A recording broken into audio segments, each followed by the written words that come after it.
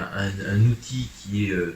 vraiment intéressant, notamment pour développer tout ce qui peut être circuit court, développer l'économie au sein d'un territoire. Donc la monnaie locale, c'est d'avoir une monnaie propre à un territoire. Donc souvent c'est l'échelle soit d'une commune, si c'est une commune importante, mais souvent ça peut comporter une communauté de communes, une agglomération ou un territoire beaucoup plus vaste sur lequel cette monnaie puisse être utilisée, ce qui permet d'avoir des réels échanges à l'intérieur de ce territoire, d'avoir des échanges entre commerçants, artisans, et puis également sur des services, et du coup de pouvoir dynamiser l'économie au sein de ce territoire et de favoriser les circuits courts.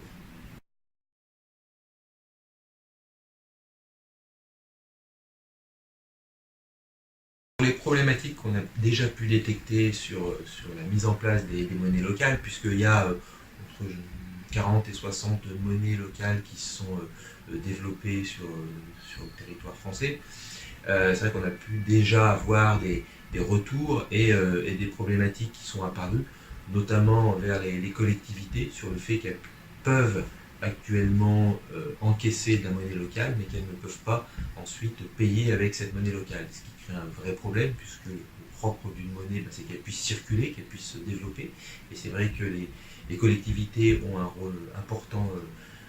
dans ce sens-là. Et c'est vrai que là, il y a une vraie problématique qui est apparue notamment à Bayonne, avec le SCO, où la commune de Bayonne a quand même décidé de pouvoir émettre, pouvoir payer avec une monnaie locale, donc a gagné en première instance au tribunal administratif. Mais voilà, il y a un réel problème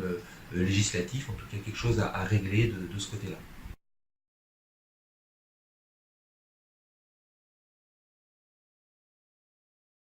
Avec Parlement et citoyens, ce qu'on attend, c'est la mise en place d'une vraie concertation, parce qu'on a pu détecter des problématiques, souvent assez précises, mais il y en a certainement d'autres. C'est un fonctionnement qui, mine de rien, est assez récent, cette utilisation des monnaies locales. Et donc le but, c'est de mener cette concertation avec l'ensemble des acteurs, avec les citoyens, avec les associations, avec les collectivités, aussi avec des personnes expertes sur la question,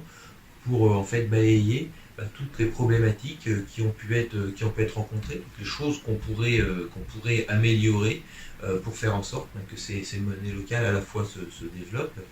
et puis puissent fonctionner mieux. Donc voilà vraiment ce qu'on peut attendre de cette concertation. Et après, la forme que pourra prendre notre travail peut être assez diverse, puisque ça peut être une proposition de loi, suivant ce qui en sera ressorti. Ça peut être des choses plus précises ou plus en lien directement avec les collectivités sur des choses à mettre en place.